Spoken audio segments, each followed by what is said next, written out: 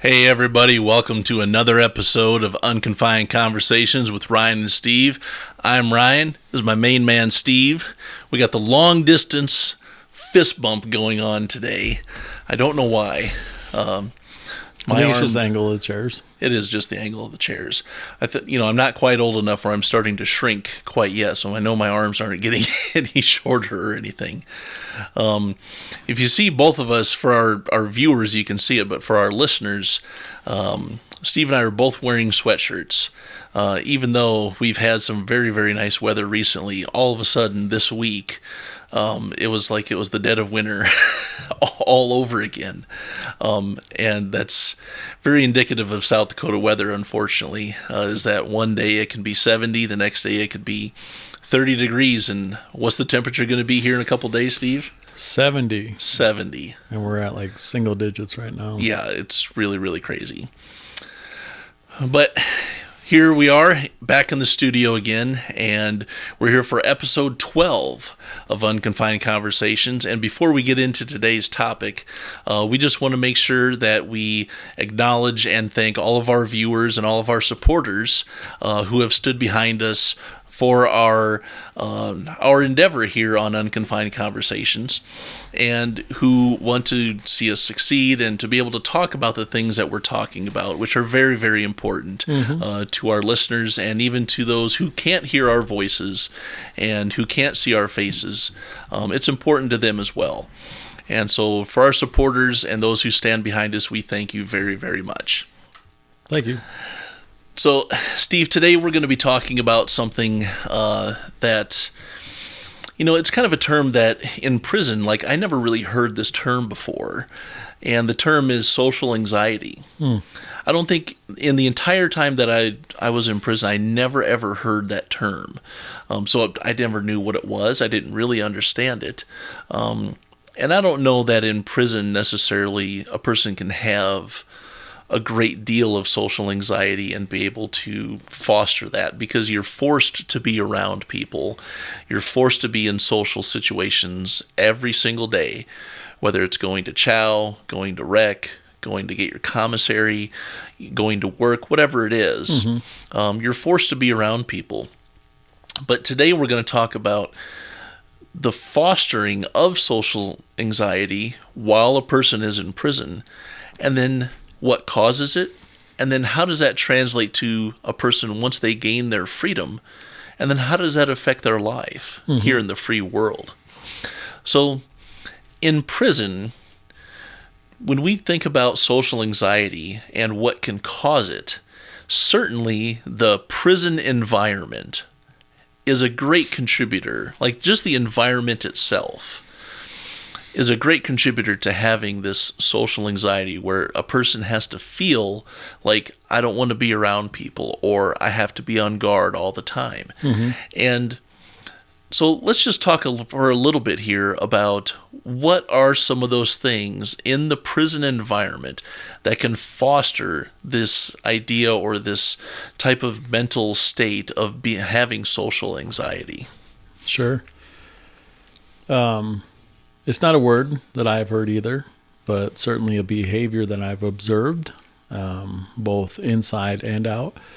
You mentioned that you're literally forced to go to the chow hall to eat, literally forced to, and I'm saying literally, but I'm just saying that if you want to eat, your door opens, there's the chow hall. And either you go or you don't, and you eat, or you don't go and you don't eat. Yeah, that's what I mean by forced. There are some instances, I think, where people, their meals are delivered to them, but that's more related to health. Correct. But you couldn't just make up your mind and say, you know what, I don't want to be around these men or those men or whatever. And that was never an option. And I think that a lot of what men, and I would even say women, have had to condition themselves under are those type of circumstances where they know that, hey, during chow time, there's going to be a fight, during rec time, there's going to be a fight, during going to get my commissary, there's going to be a fight. And yes, on my way to chapel, there's going to be a fight, just having to deal with all those thoughts of, hey, there's always the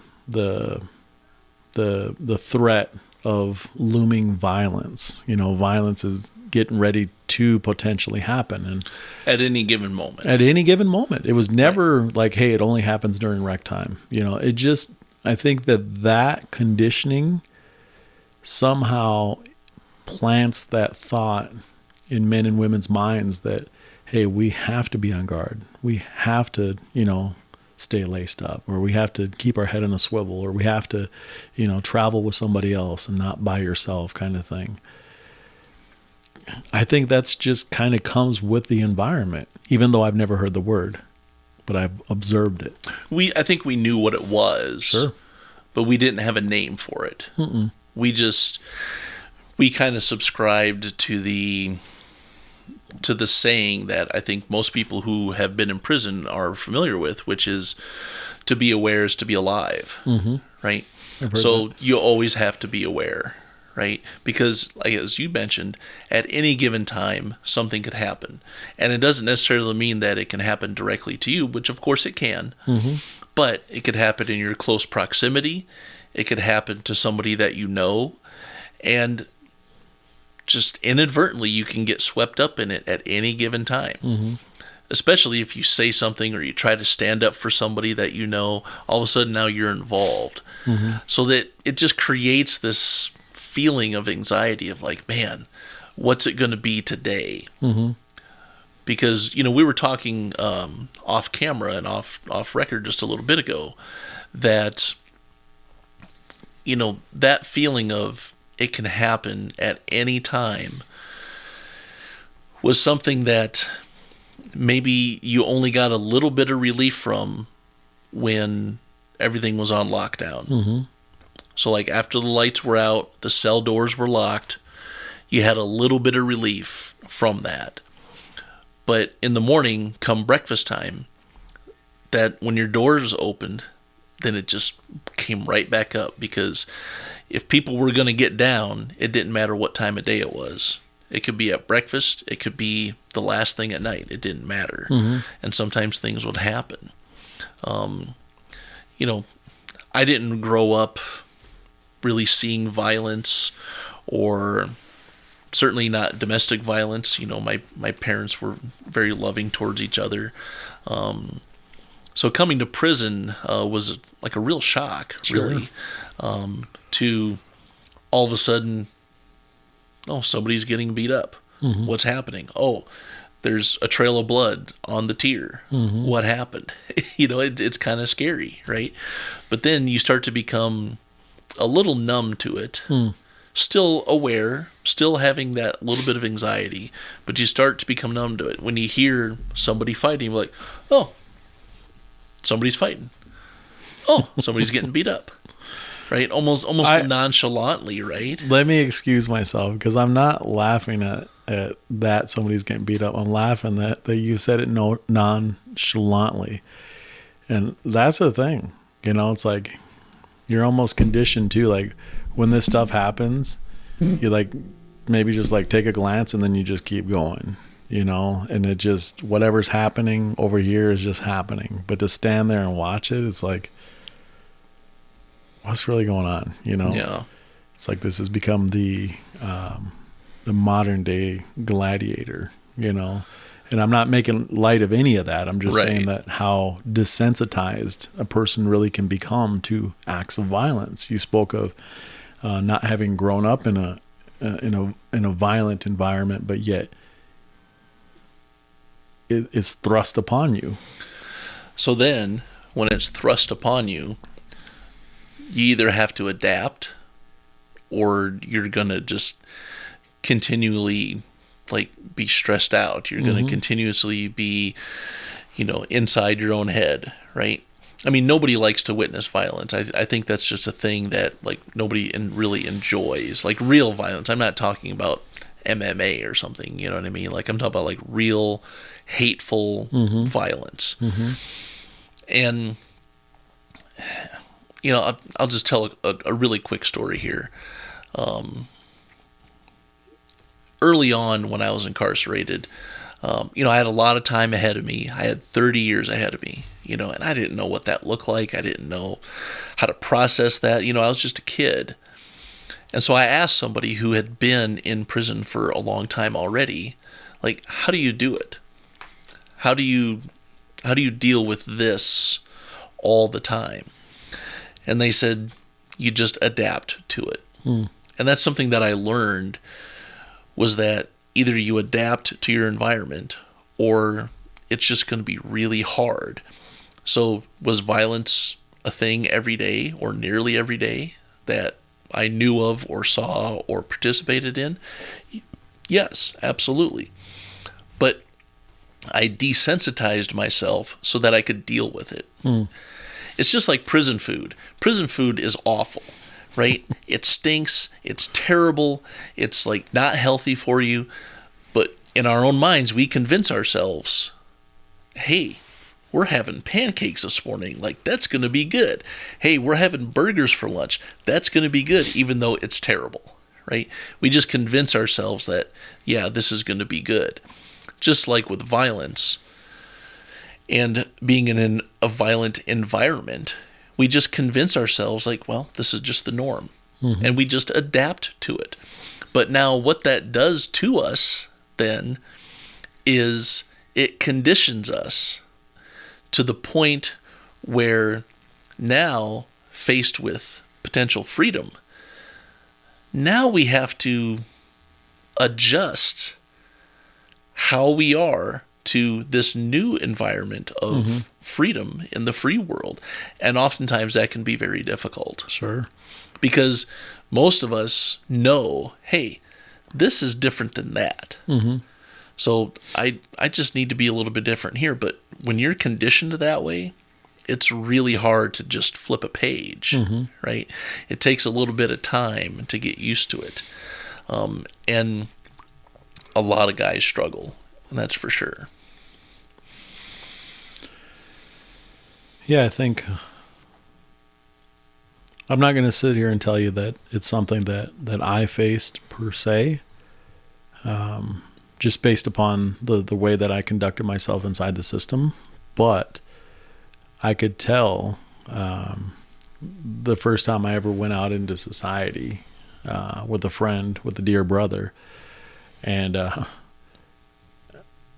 think this brother's way of kind of introducing me to this new environment, this new surrounding, was just to take me into a big store. Just take me into a big store and just say, here it is. Let's peel the Band-Aid off. He just threw you in the deep end of the pool, didn't he? Yeah. And it just, it for me wasn't overwhelming as much as it was just like, there was just so much to see. There's things on the shelves and people and kids. Like, I wasn't used to just being just around kids, like these little, because you're so used to just being around quote unquote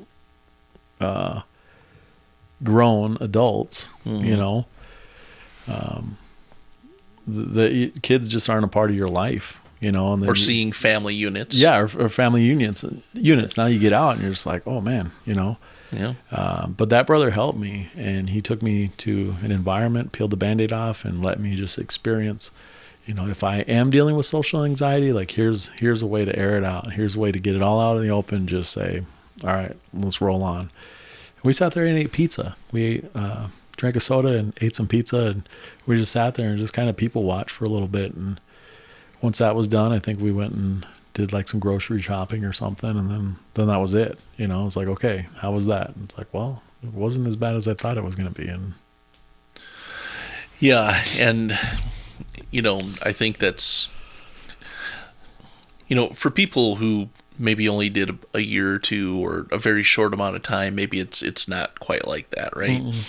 But obviously for men like you and I, and women too who have done a long time, it's a little bit more of a struggle.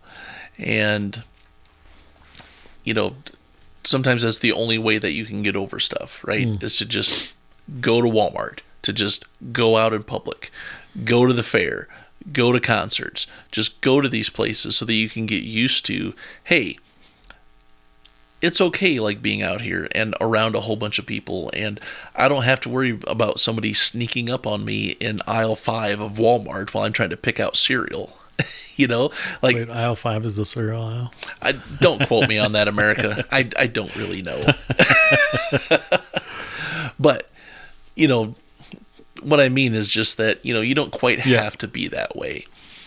And some of the reason, I think anyway, why we feel that way is because when we're in prison and we adapt to our environment, even though the environment is terrible, we know how to do that. Mm-hmm. Like, I'm really good at jail because I've been there for so long. Mm-hmm. I'm really good at prison because I've been there for so long. I know exactly what to do, where to do it, who to talk to, all those kind of things, right? And even though maybe I didn't like everybody and not everybody liked me, these are my people because I understand them. Sure.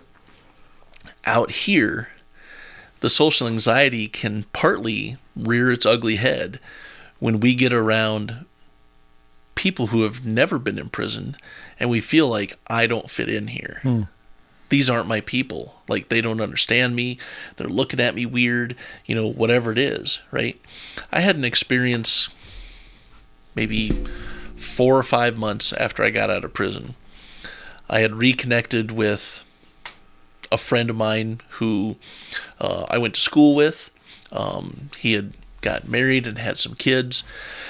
And in fact, he was the first person that took me out to eat. Oh, cool. When I got out of prison. He took me to Five Guys. Yeah. And, it was greasy and messy, and it was the most amazing food that I had ever had. And I was like, this is awesome, right? Yeah. But, it was good to reconnect with him in that way. And this was in the middle of summer. And towards that winter, he invited me to go skiing with him and his family. I'm like, I don't know how to ski. He said, it doesn't matter. He said, we'll just go. I said, okay. So I said, well, what do I need? And, I'm just out of prison. I don't have hardly anything. He said, well, try to get snow pants and get ski goggles. I said, okay. I said, where do I go for that? He said, go to Shields or something. I said, okay. So I went to Shields. And I get in there, and I'm looking around, and, I find some goggles or whatever. But I started looking around, and I started seeing all these people, just like, and Shields is expensive. Mm-hmm. Like, there's nothing cheap in Shields. But I see all these people just casually looking at stuff, putting it in their cart, and then it hits me that, like, I am in a financial bracket that's, like, way below these people. And, like, these people have, living good lives, and they don't have to worry about money and, like, all. And just the feeling of these aren't my people, like, hit me. And so I went and paid for my goggles. I went and got my car, and I just was frozen. I turned it on, but I was just frozen, and I couldn't even move my hands to put it into gear and just drive away. Like, I was just stuck for 20 minutes in the parking lot. Just like, I'd never ever had a panic attack ever in my entire life. And yet there I had one. Mm-hmm. And I just couldn't really understand it. Retrospectively, I figured it out, right? But the only way to get over that is what you said with being overwhelmed at the grocery store, or my experience at Shields was just keep getting out there. Mm-hmm. Keep just living your life. Have experiences. Understand that, this is not prison. It's not prison. Like, you don't have to be that way out here all the time. You mentioned an example of being on guard all the time while you're in prison, and one of those examples, we haven't talked about it here in the air, but like off camera we talked about it, is the direction that you sleep in your bunk. In prison, either the foot or the head of your bunk is at the front of your cell. And we were both taught, hey, don't put your head towards the front of your cell because somebody can reach in and do something to you. So always sleep with your feet at the foot of your bed. Mm-hmm. Even when you're sleeping or trying to sleep, like, you're still on guard, right? And out here, like, we just don't have to be that way. Right. But just getting out there and living life can start to push back on that. I hope you don't have to be that way. I don't have to be that way anymore. That's for sure. Right. I did it in prison, of course. Yeah. Or at least I felt I had Yeah. to. You know, maybe I didn't really have to, but I felt I had to. Yeah. You know. Yeah. Which I get. Yeah. I really do. I get it. And like I said, you know, we necessarily didn't carry ourselves that way. Correct. But just the environment, you know, you just never knew when something was going to go down. And right. I think that alone was enough to keep everybody just kind of on their toes, especially like the higher the custody level that you were at, then the more you had to be on guard. Correct. You know, because men there, they don't care, you know, or they've made their way to a higher custody level for a reason, for violence. Yep. For repeated acts of violence. The one brother that we referenced a while ago in one of our episodes, known for having killed people while incarcerated. You know, and I don't say that to glamorize his actions as much as I say that to really understand the psychology of where his mind is. You know, that's the level that this person carries themselves. You know, like these are the actions I'm going to do to help fight off people, you know, to stay away from me, to leave me alone. Which stinks. You know, it's like literally being prepared for war all the time. You know, they talk about PTSD, and not at all to put ourselves on that level, you know, PTSD as it relates to like a soldier, but it's very similar. It is very similar, and there is a term that's specifically for us, which is called post-incarceration syndrome. It's a term that I don't know who coined it. It's just a term that I've heard, and I've heard people talk about post-incarceration syndrome, and they have correlated it to PTSD. But it's its own form of it, right? Because it has unique building blocks to it, right? And many of which we've already mentioned here. And sometimes, depending on what the environment was, will depend on how deeply seated that incarceration syndrome can really be within ourselves. Sure. And, you know, I'll speak for myself, but I'm sure you experienced a similar feeling. You know, both of us did time in maximum security. We did time in high medium security. And then we ended our time in low medium security. For me, I did 14 years here in Sioux Falls in between maximum security and high medium security, right? 14 years where the stress level was up to here, right? The awareness was up to here. When I got down to Springfield, to the Mike Durfee State Prison, I felt for the first time that I could like just breathe a little bit.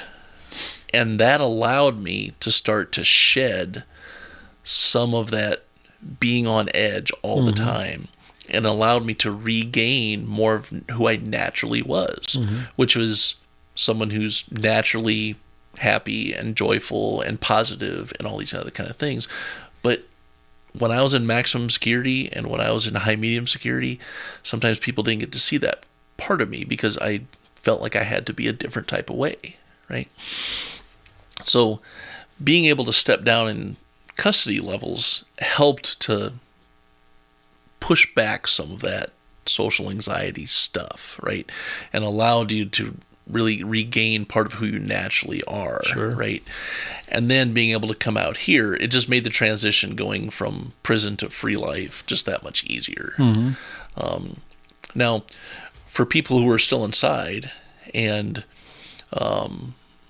you know, obviously, you know, they can't see us or hear us, but, you know, hopefully their family members and their loved ones are tuning in to our episodes and who are learning and who are passing along information.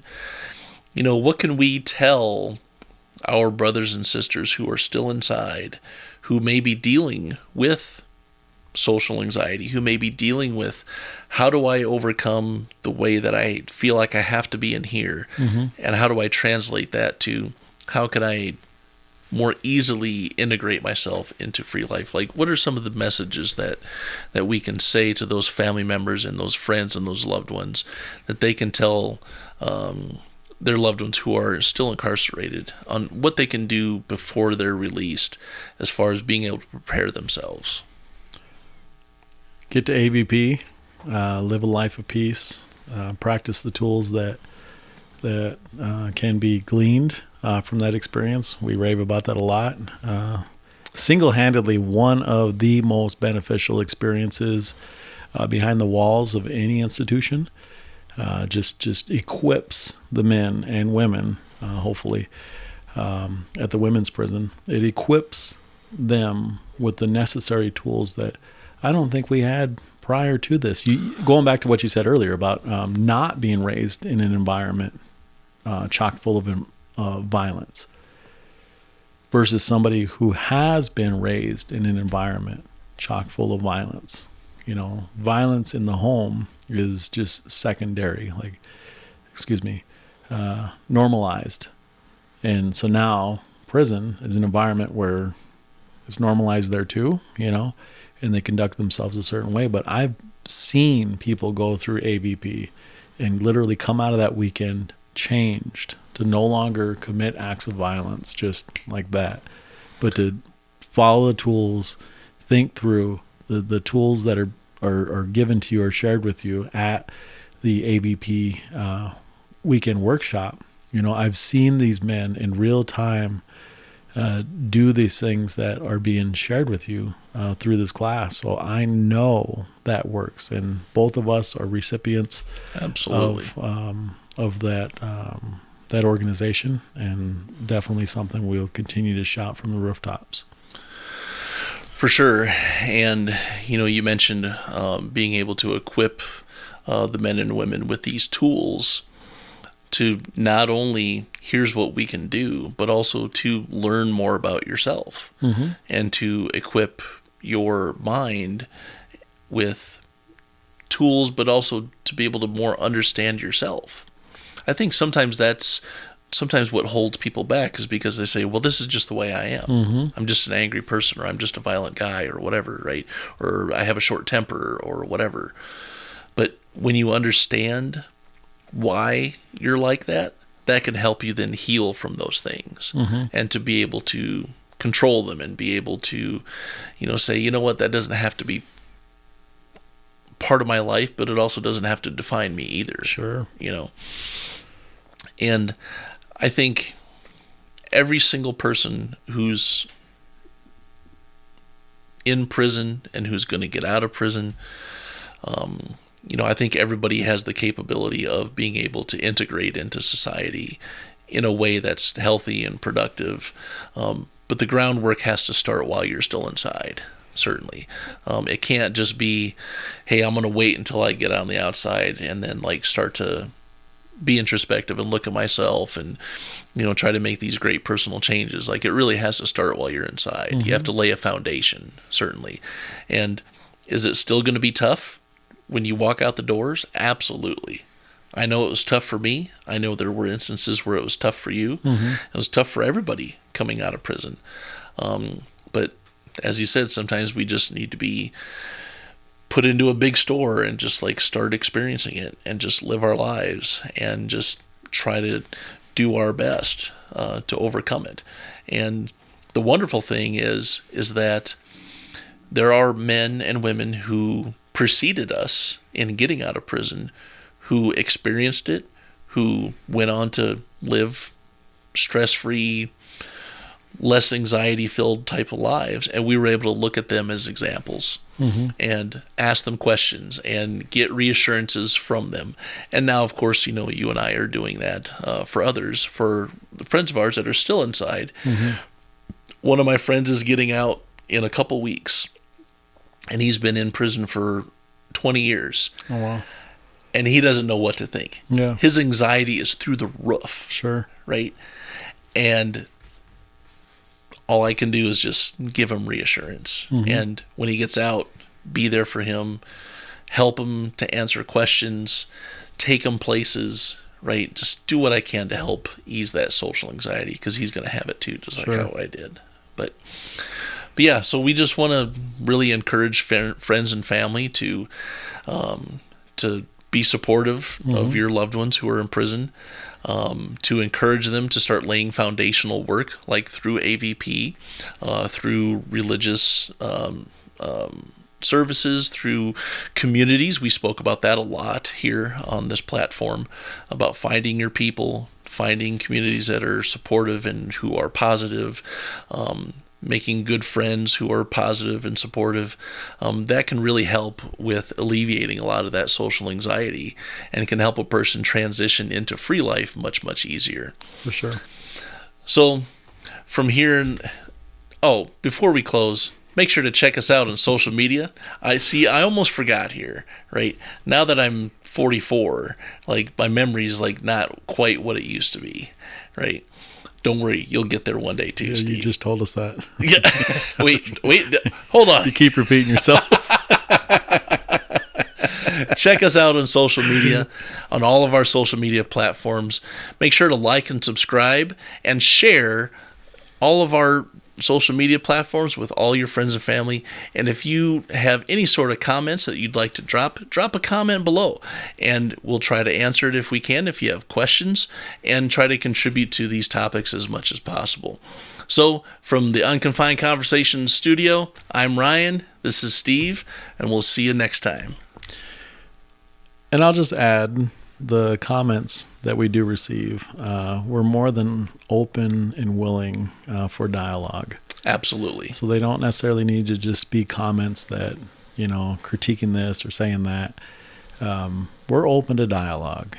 So yes, if you have questions for us, if you have things that you want to speak about, that you're concerned about, things that are important to you, make sure to drop those comments, and hit us up, and we would love to have another good unconfined conversation. that's all it is. It's just a conversation. Yeah, that's it. Kind of off the script here a little bit, but people have asked me that. What's the hope? What's the hope of Unconfined Conversation? I say it's just a conversation, just to keep going. Because how many platforms do you find that speak positively of the experience that you and I went through? I would say not many. Few, far, and in between.